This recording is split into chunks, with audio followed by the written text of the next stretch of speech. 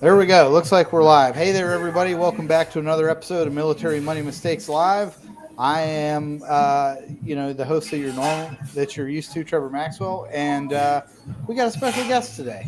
I'd like to introduce you to a colleague of mine who I've been working with on and off since, well, I guess 2013, Yeah, probably maybe 14 or 15. I'm trying to remember when I checked into Molina 6. something like that. One of those years.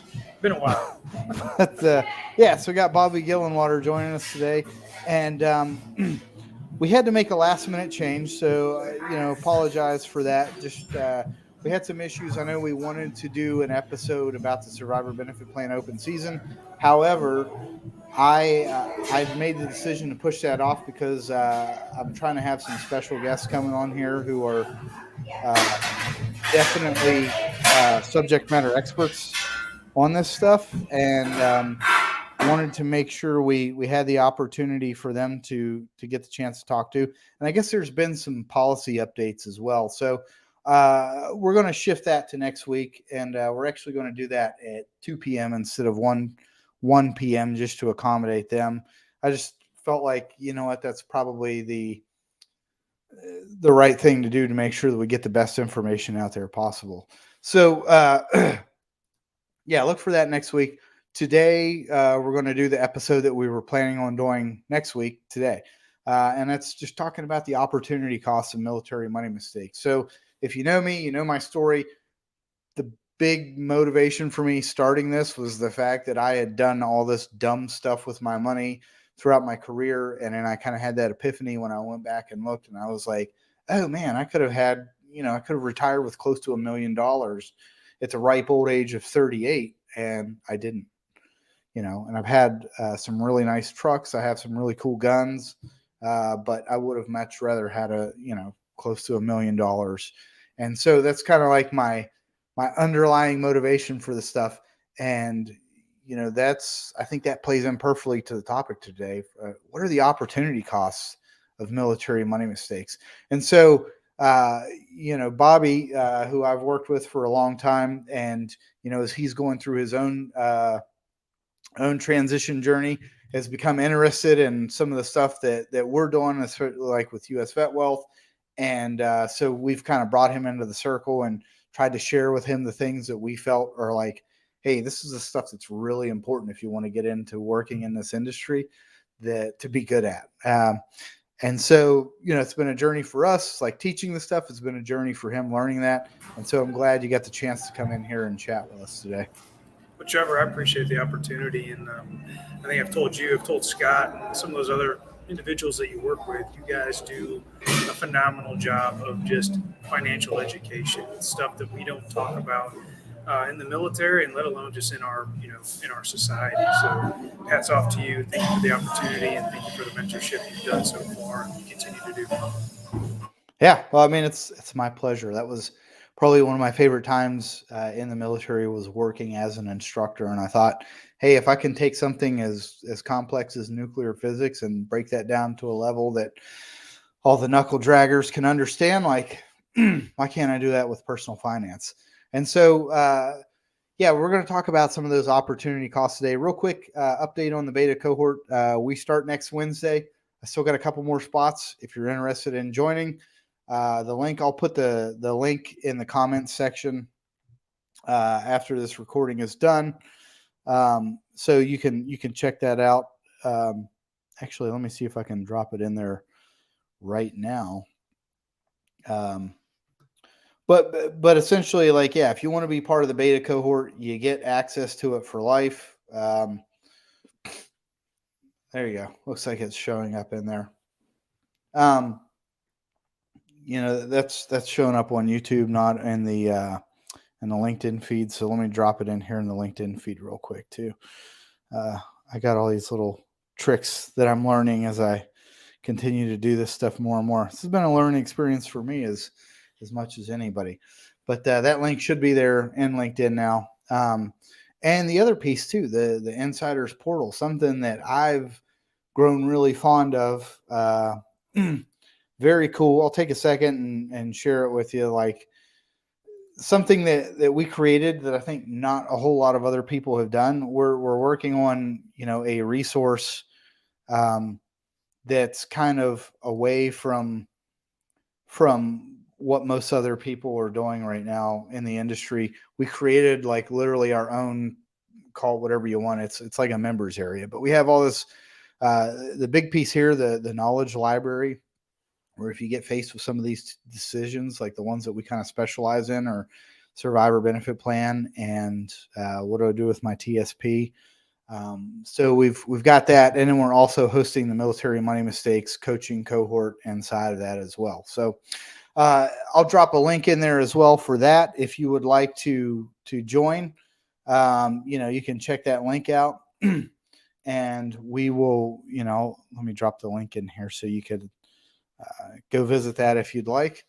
Go in there, root around. Maybe you learn something new.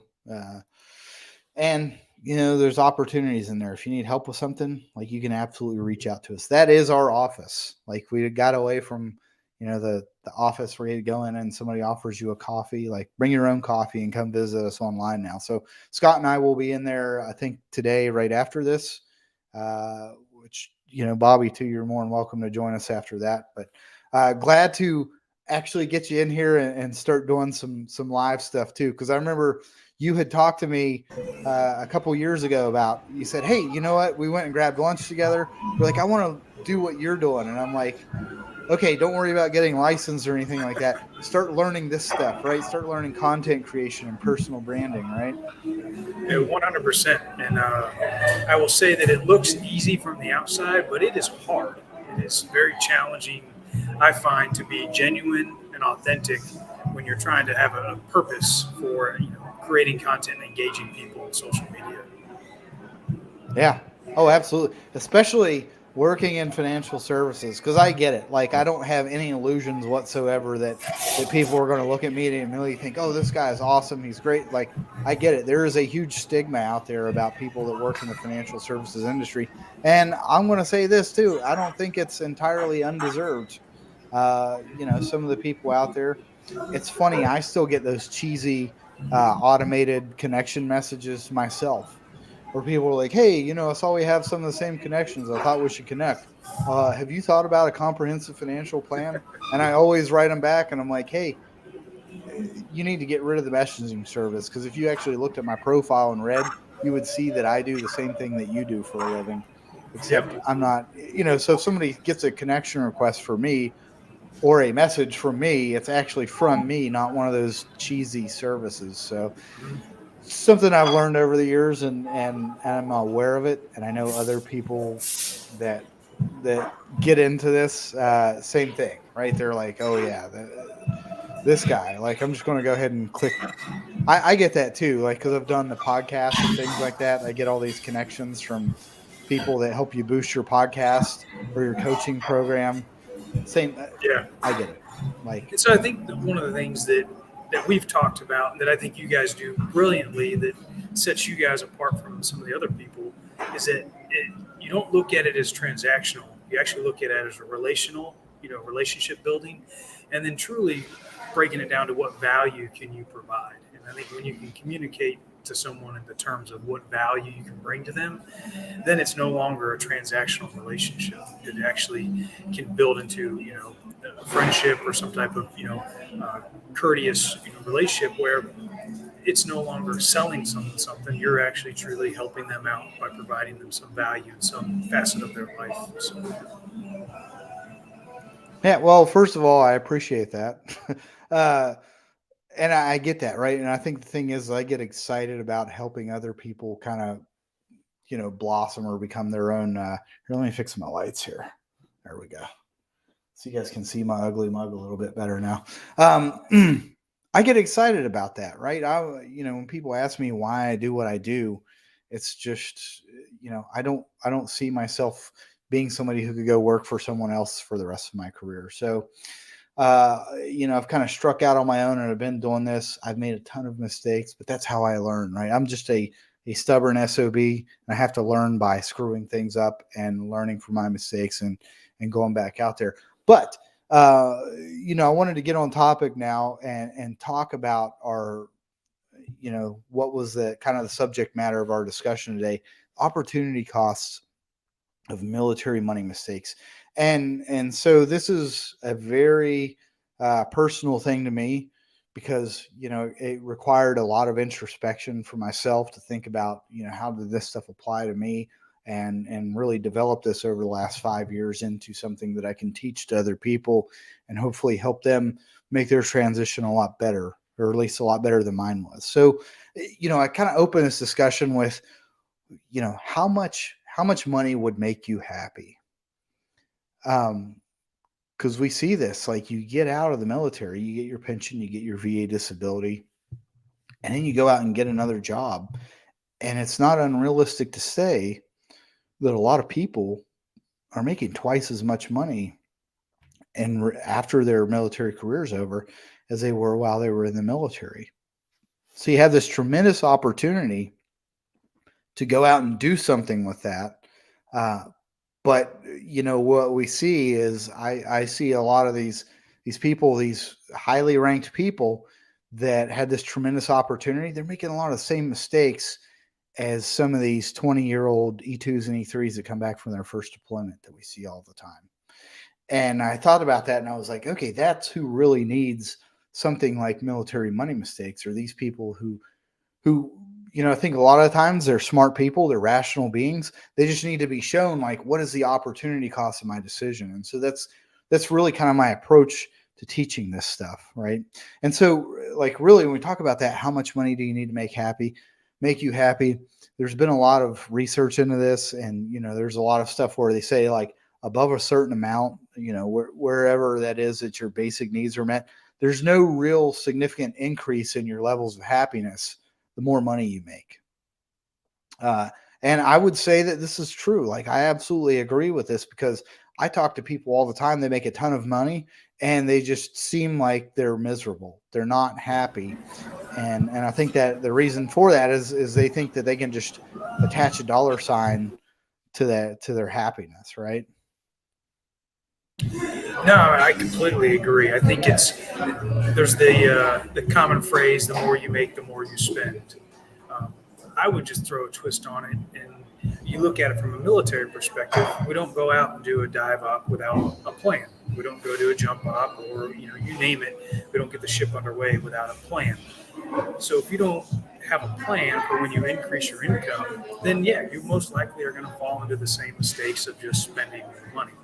But if you can plan early, plan for those increases in income, then you might actually have a real purpose for what you're going to use that increased income for. And then I think you can probably get away from making some of those mistakes that I myself have made throughout my career, even from my college days.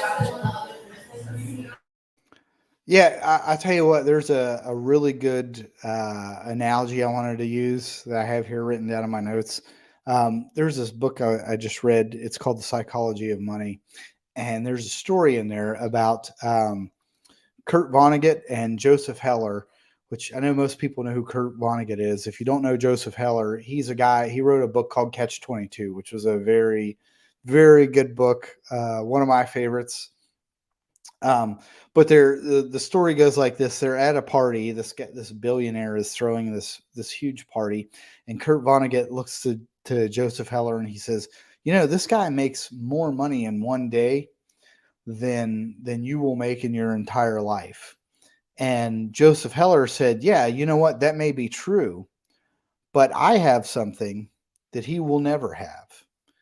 And Kurt Vonnegut goes, well, what's that? And Joseph Heller says, I have enough. Right? And I thought about that. I was like, wow, that is a very powerful, kind of statement about like a lot of the things that I teach. Like, look, man, do you need this brand new truck? Do you need a bigger house? Do you need a boat or an RV? Or, I mean, that's kind of the joke that I make all the time. I even made a t-shirt that said, like, no boats, no RVs, no, brand new big trucks. I'm not saying you can't, obviously you can do that stuff. You're a grown up, but you need to consider the opportunity cost of those decisions when you make them. Like, what am I giving up as a result of doing this? Right. I'm giving up the result, the opportunity to create something for myself to where I can pursue the things that are important to me. Yeah, I mean, I completely agree. When you look at a little quick satisfaction now for what is the trade off later, and you can look at it from diet. If you're on a diet trying to either lose weight or achieve a certain milestone of fitness, that donut that you eat may taste great right now. You may want it right now, but what's it going to pay off on the back end?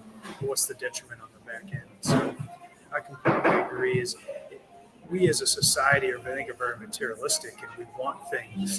Um, and at some level, that there's not nothing wrong with that. It's just being responsible of how you approach your um, your desire and how you're actually going to pay for those things. And then ultimately, I go back to the plan. What are your goals? What good is it if you have brand new cars throughout your entire working years? By the time you get to retirement, you still got to work to put food on the table. So. I guess that's a really good point. So I wanted to kind of touch on that too.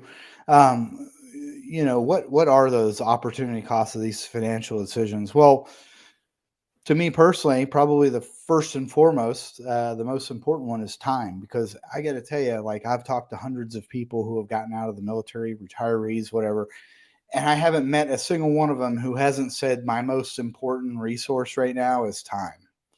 And I personally agree with that, right? My time is very important to me now. And because I like to pursue personal fulfillment. What are things that I get a kick out of? I get a kick out of, if somebody's got an issue, I enjoy helping them solve that issue. I get a kick out of going out and volunteering and with some of these organizations that I think do good work for other transitioning service members. I get a kick out of, hey, it's 2 o'clock. I don't have any calls. I'm going to go fishing. Right. That's important to me. Like, uh, so I think that's definitely a big one. The other one that kind of ties in with that is independence. Um, Again, too, I'm not tied down. I kind of made this decision like, hey, I'm going to be willing to sacrifice a job where I have a steady paycheck and, I have health insurance and all this other stuff. I'm going to sacrifice the security of that to go out and do something that ultimately like gives me more freedom, independence, where I can, if I want to go do something now, I go do it. I don't I don't have to put in for time off. Like obviously I still have responsibilities. I look at and see like, okay, I want to do this. When can I do it? Okay, here's some open time for me. I'm just going to go do it. I don't have to ask anybody's permission. Uh, I just do it. I make sure like, hey, can I afford it first and foremost, which we'll talk about that here in a second. But the independence piece is really big to me. Like having the freedom to do what you want when you want. That's not to say that there's not a cost for that too, right? The cost of that is I have to be vigilant. I have to be, I have to go out and do the work to it's something I have to build. It's not something I just have. However, like people who transition out of the military, you get your pension and VA disability. Guess what? You're a lot closer to that than you think. No, I think completely agree. When you look at the value of a military pension and what that can afford someone in terms of time, freedom, independence, it's almost hard to put. I mean, you can put a dollar amount on it, but there's that subjective, you know, quantitative piece that it's really hard to articulate until you really, I think, are in it. And I think a lot of people, myself included, get fascinated with what's the next career and what can that career do as far as income, not necessarily what can it do for fulfillment for both personal, satisfaction, but also your family and your other personal private life goals that you want to achieve. So it's a kind of a, I'll say the word comprehensive, looking at military retirement and what it can provide you from a comprehensive approach afterwards is something I personally haven't done until probably the past few months when I started really digging in onto what is next for me in about 16 months. Yeah. Uh, well, okay, a good one. Another one that you kind of actually hit on that already too. The happiness. Happiness is is huge. And I already said it once. Like I talked to a lot of people that make a lot of money that are miserable because they're doing things they don't care about, that aren't important to them, that they're not passionate about, so they can get a paycheck. Like what was that in Fight Club? We talk about that. Like we work at jobs that we hate to make money to buy stuff that we don't need, and I think about that too, right? Which kind of ties into that. Like in my opinion, this is my personal take on this, is like you should spend the first 10 years out of the military uh, working towards building that independence. Like how do I set myself up to where I'm working for this next 10 years, but then after that I want to be, I want to work because I want to, not because I have to, and I want to be able to pursue things that I'm personally passionate about. You have to understand, like, there's a risk involved with that, right? There's a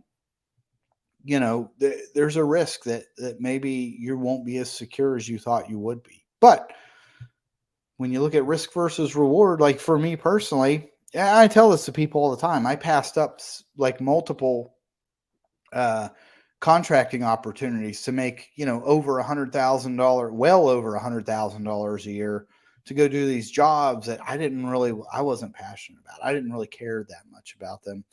In my first 2 years out of the Navy working in this industry, I made $40,000. Uh, but guess what? I was happy. I loved what I was doing. I knew I was learning. I was like, hey, I just got to keep at it. I'll keep doing it. Eventually, I'll get to the point where I, figure out what's important and how to do this correctly, and the money will come. And it was great, man. Like I wasn't depressed. Like I didn't make a lot of money, but I had my pension, my disability. You know, I was, yeah, my happiness levels were at super high levels, and I would see people and they'd be like, how are things? And I would be like, they're great, and I meant it. Right? I wasn't just putting on a facade. I was genuinely, truly happy with all the things that I was doing, because, yeah, I wasn't making a lot of money, but I was doing things. I was home more often. I was working on something that I was passionate about, and knew that I was building to something greater. Yeah, I think we talked about it a little bit earlier, but I mean, the military pension is pretty unique to all the other industries in our nation here. Very few offer such a lucrative pension after 20 years of service, and what that can afford you is the ability to take risk. And then we talk about opportunity cost, but we can talk about it actually affords you the ability to take risk on opportunities to really pursue passion over a dollar amount. So, and I think if you can pursue a passion that you identify with, then you have purpose, then you have happiness, and then if along the way you can find a way to make income off of that, then you've got the trifecta, or the perfect storm. Yeah, and that's purpose over profit. That was kind of the phrase that I always used. And then, one other thing too. There is an aspect to this, because I understand it is money, the wealth consideration too. Like for me, like with my VA disability and my pension, guess what? Like from a present value standpoint, that's worth like close to $2.5 million. Like that's how much I would need in a lump sum to be able to pay out that amount over the time. And that's for me as an E8 who retired at 20 years at the ripe old age of 37. Like I tell that to people all the time, like, yeah, dude, I turned 38 a week after I retired. And then I had this pension and VA disability income stream that was literally worth millions of dollars. Like, uh, so understand that. Like, you're not that you're pretty good off when you have that, right? Think about like a 30-year E9 or '06 or whatever. Like that's, you need to understand that's a tremendous asset to have there. And uh, you can use that. You can do one of two things. You can go out and buy a bunch of crap that you don't need, that won't make you happier, or you can use that to start continuing to build upon that and create more independence for yourself. Oh, completely. You could take that and, like you said, waste it, spend it, whatever, for temporary happiness, or potentially educate yourself and learn how to take that money and put it to work to where it's now making money. And so it's working for you instead of you working for it. Yeah, and I know we're getting kind of close to the end here, but I just wanted to leave you guys with a couple of thoughts. Um, so we talked about all stuff. So what does that mean? What do you do with that, right? Well, first and foremost, don't trade opportunities for stuff, because I promise you, those things aren't going to make you happier. Like especially some of the stuff I say, like always look at the boat conversation. They say the two happiest days of a boat owner's life are the day he buys it and the day he gives it away, gets rid of it. Like One hundred that's percent. One for someone that's owned a jet ski, it was. I loved it the day I bought it, and I loved the day I got rid of it. Everything in between was. Every time I took it in, it was $500. yeah. And I don't want to tell you to never do any of that stuff, but like maybe spend a few years building up independence for yourself and then so if you can have independence and a jet ski, maybe that's a better option for you. I don't know. But the other things the other thing cautionary tale, I would say, hey, take the time to think about the things that you can pursue that will make you truly happy and go for those. And so I have a little closing statement here. I kind of wrote this down, but I wanted to, I'm more of a writer than a speaker, and I think sometimes the stuff that I write is pretty good. But I wanted to read this off to you verbatim. Right? We keep saying that we do the things that we have to, so that we can do the things that we want to. But for a lot of us, it's a very unbalanced equation because we sacrifice opportunities to pursue things that we love on things that don't matter. And so, I hope you take some of that on board, and maybe it flips a switch inside of you and says like, "Hey, you know what? He's right, right? I know that I'm right. I've been doing this. I've lived it, and I got to tell you, like the where I'm at now versus like where I thought I would be, like when I thought, well, I'll be happier if I make this much more money, or if I, have this vehicle or whatever. I kind of, had that epiphany of like, no, I wouldn't. I would have, to me, just the type of person that I am, I would be a lot happier if I had the freedom to do what I want when I want to do it, and nobody to tell me no. And so, I hope you guys take some of that stuff on board. And quick reminder about the beta portal, the beta cohort. If you want to join it, the link is there in the comments. And also, don't be afraid to check us out on the portal. Actually, I think Scott and I and Bobby are more than welcome to join us. We're going to go we're going to go live in the portal today. So if you want to, the link, the invite link there is in the comments. Feel free to check it out, and hopefully we'll see you in there. And Bobby, I wanted to send a quick thank you for taking the time to join us and come out of the shell and get yourself out there in the world. Well, hey, I appreciate it. I ain't gonna lie, it was I didn't know what to expect, but it was great. It was great just having a conversation with you, and hopefully provided some value to those that got to dial in. Yeah. All right. And so hopefully we'll see you guys there inside the portal here in a couple minutes. And check us out next week. 2 p.m. is when it's going to be. We're going to talk about survivor benefit plan. I'm having some really good guests in here. I'll introduce them the day of the show, just in case one of them can't make it or something like that. But should be a really good one. Hope you tune in, and we'll see you next week. Take care.